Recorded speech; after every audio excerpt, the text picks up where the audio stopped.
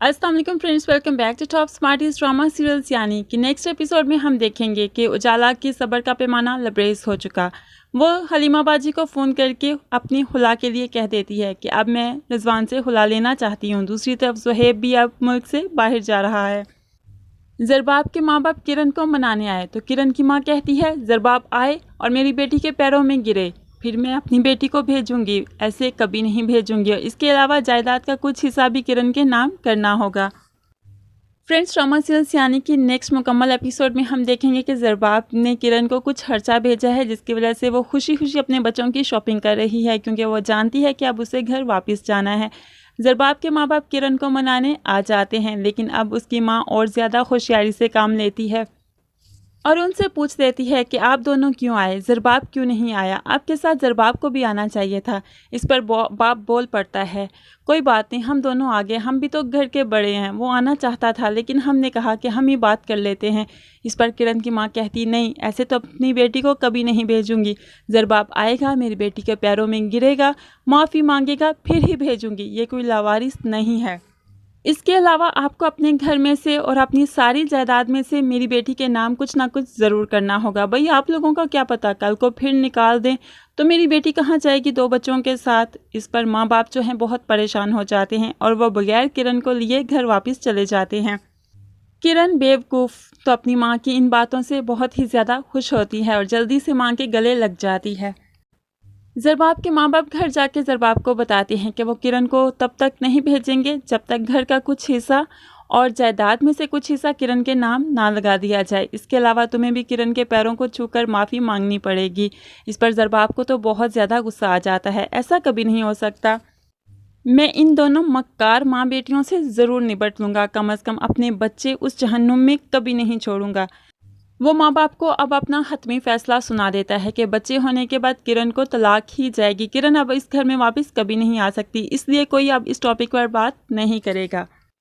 कुछ दिन गुजर गए तो ज़रबाब के घर वालों का या ज़रबाब का कोई अता पता नहीं, जिस पर किरण परेशान हो जाती है और अपनी माँ से कहती है माँ तूने कुछ ज़्यादा ही नहीं बोल दिया, अब तो उनका ना फ़ोन आता है ना ही वो रब्ता रखते हैं हमसे। इस पर माँ कहती तू बस देखती जा, मैं करती क्या हूँ, इनको तो मैं तिगनी का नाच नचवा के रख दूँगी, इनके बड़े भी आएंगे तूने मनाने के लिए।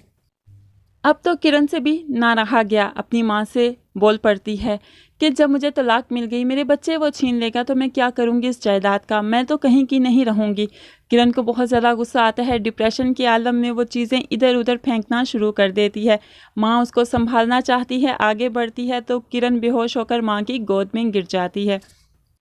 माँ किरण को फ़ौरन हस्पताल ले जाती है और भुखलाई हुई माँ ने फ़ौरन ज़रबाब के माँ बाप को फ़ोन करके बता दिया कि किरण की तबीयत ठीक नहीं, जिस पर ज़रबाब और उसके घर वाले यही समझते हैं कि इस बार भी ये ड्रामा ही कर रही है।